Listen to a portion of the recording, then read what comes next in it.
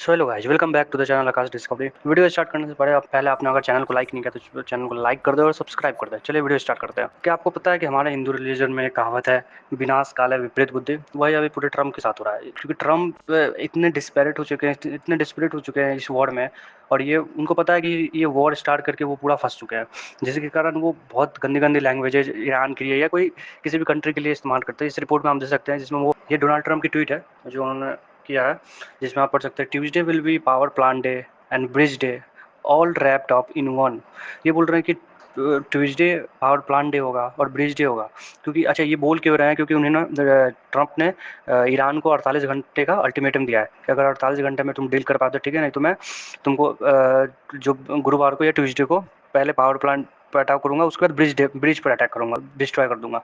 उसके बाद there will be nothing like it, open the fucking strait you are crazy bastard. ये मतलब ये लैंग्वेज का ये इस्तेमाल कर रहे हैं। मतलब ये कोई भी कंट्री का प्रेसिडेंट हो या प्राइम मिनिस्टर हो, किसी भी कंट्री का अगर कोई लीडर हो, तो इसका ये लैंग्वेज इस्तेमाल करना अच्छा नहीं होता है। कोई भी किसी भी कंट्री का प्राइम मिनिस्टर हो या प्रेसिडेंट हो, क्योंकि और किसी के लिए भी किसी कंट्री के लिए भी अगर ये इस्तेमाल किया जाए तो वो भी अच्छा नहीं है। उसके बाद आप अगली रिपोर्ट में दे सकते हैं, जिसमें ट्रम्प ईरान को बोल रहे हैं, gates of hell will open for you, Iran reject Trump helpless 48 hour ultimatum. क्योंकि जो ट्रम्प ने 48 घंटे का अल्टीमेटम दिया था, वो ईरान, अगर ऐसा बताया जा रहा है कि उसने रिजेक्ट कर दिया है। तो उसके बाद ट्रम्प ने बोला है कि जो स्टेट ऑफ फॉर्मस उसको खोल दो, नहीं तो मैं तुम्हें नर्क में भेज दूंगा, gate of hell will open for you. तो ये जब रिपोर्ट पब्लिश हो रही है, उसके बाद जैसे आप लोगों को मैंने बताया था कि जो इनके वॉर सेक्रेटरी है हैक्सेड, उसने यूएस आर्मी चीफ, इसके जो आर्मी चीफ थे उसको निकाल दिया था, ठीक है।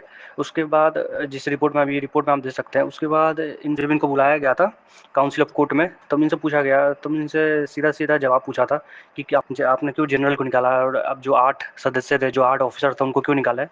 तो जो पीट हैक्सेड थे, उनके पास कुछ जवाब नहीं थे। वो लगातार एक ही बात को रिपीट किए जा रहे थे, उनके पास कुछ जवाब नहीं थे। ये वीडियो आप देख सकते हैं। So you fired? I don't know the exact number, but You don't know the number. It's 8.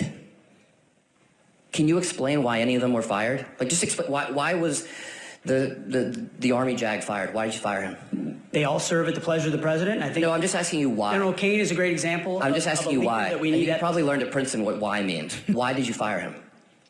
They serve at the pleasure of the president. We want Why better did you representation fire in him? each and every of those. You can't and explain every why one you of those fired any of them? places. They serve at the pleasure of the president. We want Why better did you representation fire in him? each and every of those. You can't and explain every why one you of those fired any of them? places. आप Trump के dispersion या Trump की उत्सुकता इतने ज़्यादा समझ सकते हैं कि वो मतलब किस टाइप का लैंग्वेज है जब यूज कर रहे हैं कोई भी कंट्री के लिए, और वो बोल रहे हैं कि हम तुमको नरक नरक में भेज देंगे या कुछ। उसके बाद एक और जनरल की रिपोर्ट आई थी, ये रिपोर्ट या वीडियो आप दे सकते हैं, जिसमें ये CNN के जनरल का वीडियो है, जिसमें CNN के जो जनरल वो बोल रहे हैं कि अगर हमारे प्रेसिडेंट या कोई भी प्रेसिडेंट अगर ऐसी लैंग्वेजेस यूज करेगा, तो जो यहाँ बच्चे हैं, जो चिल्ड्रन है, वो क्या सीखेंगे। तो ये रिपोर्ट में आप दे सकते हैं। He has just threatened Iran in extraordinary graphic terms, giving the Iranian regime just over a day to either make a deal, reopen the Strait of Hormuz, or face hell. If your children are watching, be warned, the president did not use polite language. Quote, Tuesday will be Power Plant Day and Bridge Day, all wrapped up in one in Iran. There will be nothing like it. Open the fucking strait, you crazy bastards, or you'll be living in hell. Just watch. We should note that destroying civilian power infrastructure. दूसरी report ये आई थी कि जो US है, America ने अपना जो दूसरे पायलट भी था उसको बचा लिया है, उसको रेस्क्यू कर लिया है सक्सेसफुली।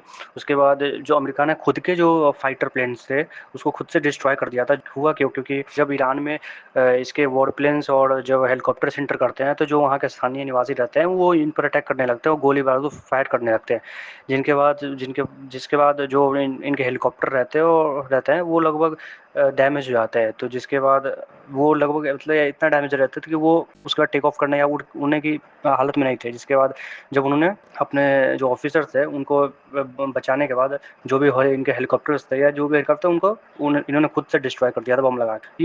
ये दूसरी रिपोर्ट आप दे सकते हैं, जिसमें अभी तक यूएस का जितना भी फाइटर जेट हो या जितना भी हेलीकॉप्टर्स को क्रैश हुआ था, जिसमें आप देख सकते हैं कि सबसे पहले उसका F-15E स्ट्राइकर ईगल क्रैश हो गया था, A-10 वॉर्थोग डिस्ट्रॉयड हो गया था, MH-6 लिटिल बर्ड डिस्ट्रॉय हुआ था, C-130 डिस्ट्रॉय हुआ था, UH-60 डिस्ट्रॉय हुआ था, और F-60 भी डैमेज हो चुका है।